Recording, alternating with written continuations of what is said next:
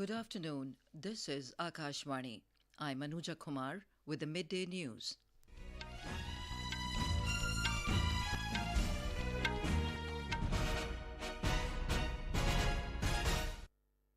The headlines. Supreme Court refuses to stay the new law on appointment of Chief Election Commissioner and Election Commissioners.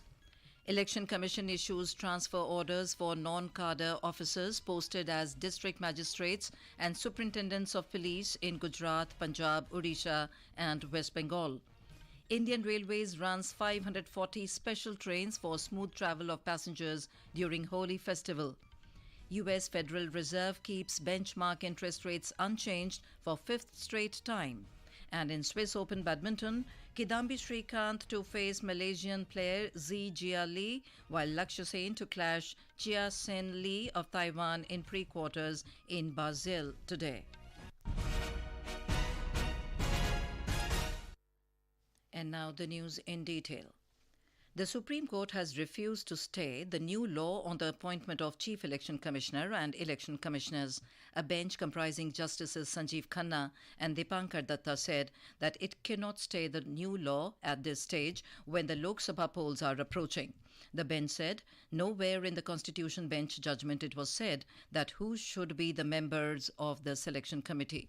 The Apex Court was hearing a batch of pleas seeking a stay on the new law, Chief Election Commissioner and other election commissioners' appointment, conditions of service and terms of office Act 2023.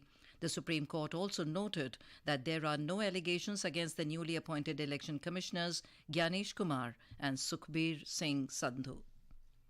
The Election Commission has issued transfer orders for non-cadre officers who are posted as district magistrates and superintendents of police in 4 states, namely Gujarat, Punjab, Odisha and West Bengal. The Commission took the decision in a meeting chaired by Chief Election Commissioner Rajiv Kumar. Additionally, the Commission has also directed for transfer of SSP Bhatinda in Punjab and SP Sonitpur in Assam, considering their kinship or familial association with the elected political representatives. The Election Commission has directed Electronics and IT Ministry to immediately halt the delivery of Viksit Bharat messaging over WhatsApp. The Commission said it has received several complaints that such messages are still being delivered on citizens' phones despite the announcement of the general elections. In response, the Ministry had informed the Commission that although the letters were sent out before the Model Code of Conduct came into force, some of them could have possibly been delivered to recipients with a delay because of systematic and network limitations. As the general election edges closer, the Election Commission is all prepared to combat the challenge of misinformation that has the potential to cripple the democratic process. The Commission has issued stern directives and has urged vigilance and responsibility from all stakeholders. Our correspondent reports that the poll body has urged the political parties to verify before amplifying any information, thereby cautioning against dissemination of false narratives.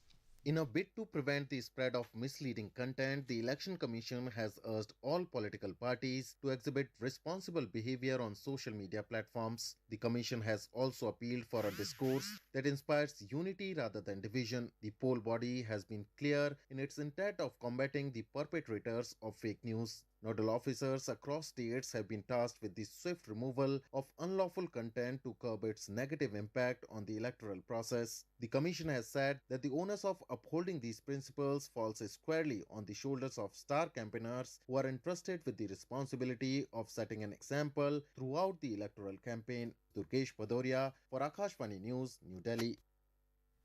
The Centre has notified Fact Check Unit under Press Information Bureau of Ministry of Information and Broadcasting as the Fact Check Unit of the central government. Ministry of Electronics and IT said this in a Gazette notification yesterday. In Bihar, election-related activities are picking up momentum after the announcement of schedule of Lok Sabha elections. Our correspondent reports that election will be completed in 7 phases for 40 parliamentary constituencies spread over the state. More than 7 crore 67 lakh electorates will decide the fate of contesting candidates for all 40 parliamentary constituencies this time in Bihar. More than 1 crore 73 lakh youth voters of 19 to 30 years old are eligible for cast their vote this time, whereas number of first-time voters is more than 10 lakh. Voters awareness program under sweep campaign are in full swing. Meanwhile, the process of filing of nomination papers began for the first phase with gazette notification on 20th March. Voting will take place on 19th April in 4 Naxal-affected Lok Sabha seats of Gaya, Aurangabad, Nawada and Jamui. Two prominent coalitions, NDA and Grand Alliance, in the battlefield of election in Bihar. Dharmendra Kumar Rai, Akashvani News, Patna. Bharatiya Janata Party has appointed election in-charges and co-in-charges for Rajasthan, Haryana and Andhra Pradesh for the Lok Sabha elections 2024. The party has appointed Vinay Sahasrabuddhe, Vijaya Rahatkar and Pravesh Verma for Rajasthan, Satish Punia and Surendra Singh Nagar for Haryana and Arun Singh and Siddharth Nath Singh for Andhra Pradesh. Union Minister Jitendra Singh has filed nomination papers from the Udhampur Lok Sabha constituency today. He filed his nomination papers in Katwa. The seat goes to polls in the first phase on 19th of April. Elections will be held in 102 Lok Sabha seats in 17 states and 4 union territories in this phase. Congress President Mallikarjun Kharge today said that impartial election is important for the smooth functioning of democracy. He said that a level playing field must be created to save democracy. In a media briefing in New Delhi, Mr. Kharge alleged that Congress party's bank accounts have been frozen, which must be set aside so that Congress can use its funds during the upcoming elections. Bharat पूरी दुनिया में अपने लोकतंत्र मूल्यों और आदर्शों के लिए जाना जाता है। किसी भी लोकतंत्र के लिए निष्पक्ष चुनाव अनिवार्य होता है। साथ ही ये भी अवश्य होता है कि सभी राजनीतिक दल के लिए लेवल प्लेइंग ग्राउंड यानी समान लेवल प्लेइंग फील्ड हो।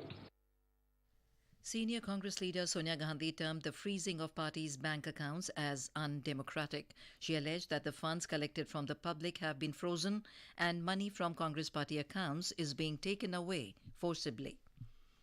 In Telangana, political landscape is changing fast, with key members of various political parties changing their party affiliations ahead of the Lok Sabha elections. Several sitting MPs of Bharat Rashtra Samiti left the party, posing challenges to it. On the other hand, the leaders who changed their parties are able to secure tickets in other parties. A report from our correspondent. The BJP is ahead of other parties in election preparedness in Telangana following declaration of candidates for 15 out of 17 Lok Sabha constituencies. However, 9 out of them cleared by the BJP hail from the BRS ranks, who switched loyalties a few days ago. The Congress party declared only a few names, and names of majority seats are yet to be cleared. Several former members of the BRS have been shortlisted despite the BRS facing challenges after many senior leaders left the party. BSP State President R.S. Praveen Kumar joined the BRS a few days ago. Aiming to prevent further defections, the BRS has announced names for 4 Lok Sabha seats. It may be recalled that the BRS had won 9 out of 17 Lok Sabha seats during 2019 general elections, while BJP won 4, Congress 3 and MIM 1. Lakshmi, Akashvani News, Hyderabad. This is Akashvani giving you the news. For quick news updates around the clock, follow us on our Twitter handle at AIR News Alerts. Lok Nirnay 2024 special program on general elections. Every evening at 7 and repeat broadcast at 9:30 p.m. on Akashvani Gold. Updates of election activities. Insights from regions and constituencies. Experts' opinion and analysis. In the world's largest festival of democracy, Stay tuned for Lok Prasarak ke saath Lok Nirnay 2024. Welcome back to Midday News.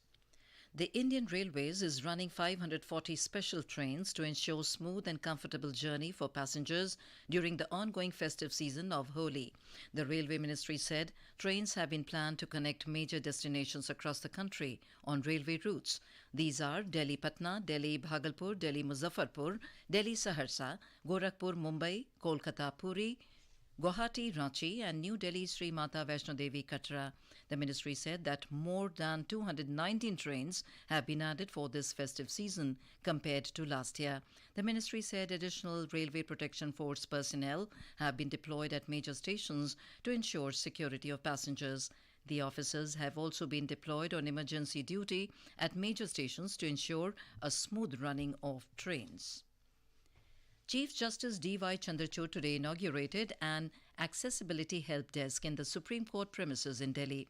Talking to reporters, the Chief Justice said the opening of help desk is in continuation of its mission, which began with the submission of the report by the committee chaired by Justice Ravindra Bhatt.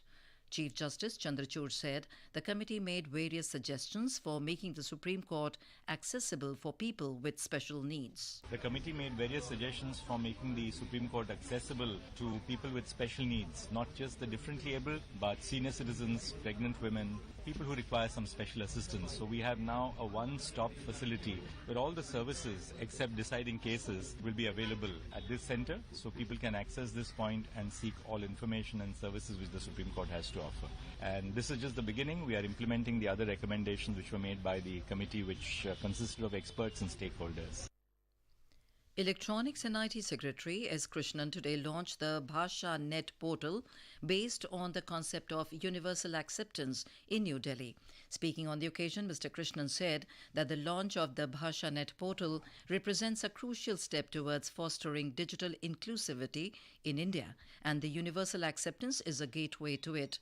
He added the government is proud to support this initiative, which will connect the users with a truly multilingual internet. Launching the BhashaNet portal would be a comprehensive and multilingual IDN-ready knowledge dissemination portal, which will then enable greater knowledge sharing, greater awareness, and engage with a wider cross-section of stakeholders, software developers, and others. One of the key objectives here is to empower the developer community which comes up in India. The U.S. Federal Reserve has kept the benchmark interest rates unchanged in a range of 5.25% to 5.5% for the fifth straight time. Federal Reserve Chairman Jerome Powell announced the interest rate decision last night after a two-day Federal Open Market Committee meeting. However, the Federal Open Market Committee said that it expects 3 rate cuts in 2024 despite sticky inflation. They also left the median projection for interest rates at end of 2024 at the midpoint between 4.5 and 4.75. The nearly year-long conflict between Sudan's military and paramilitary forces has put the country on course to become the world's worst hunger crisis, with malnutrition soaring and already claiming children's lives, the UN Humanitarian Office has warned. Eden Vosornu, the Director of Humanitarian Operations, told the UN Security Council yesterday that already one-third of Sudan's population, that is 18 million people, face acute food insecurity. On to sports. In Swiss Open Badminton, India's Kiran George has advanced to the men's singles pre-quarters in straight sets last night. He defeated Takuma Obayashi of Japan in the first round. In another match, Priyanshu Rajawat also secured his pre-quarter berth by defeating Hong Kong's Lee Seok-yu. Former champion Kidambi Srikanth and in-form Lakshya Sen have also progressed to the men's singles pre-quarters. Srikanth is scheduled to face the Malaysian player Zii Jia Lee, while Sen will lock horns with Chia-hsin Lee of Taiwan in the pre-quarters today. In women's singles, ace shuttler PV Sindhu will face Tomoka Mizayakaze of Japan in the second round today. And now, before we end the bulletin, the headlines once again. Supreme Court refuses to stay the new law on appointment of Chief Election Commissioner and Election Commissioners. Election Commission issues transfer orders for non-cadre officers posted as District Magistrates and Superintendents of Police in Gujarat, Punjab, Odisha and West Bengal. Indian Railways runs 540 special trains for smooth travel of passengers during Holi festival. U.S. Federal Reserve keeps benchmark interest rates unchanged for fifth straight time. And in Swiss Open Badminton, Kidambi Srikanth to face Malaysian player Zii Jia Lee, while Lakshya Sen to clash Chia-hsin Lee of Taiwan in pre-quarters in Basel today. And with that, we end the midday news.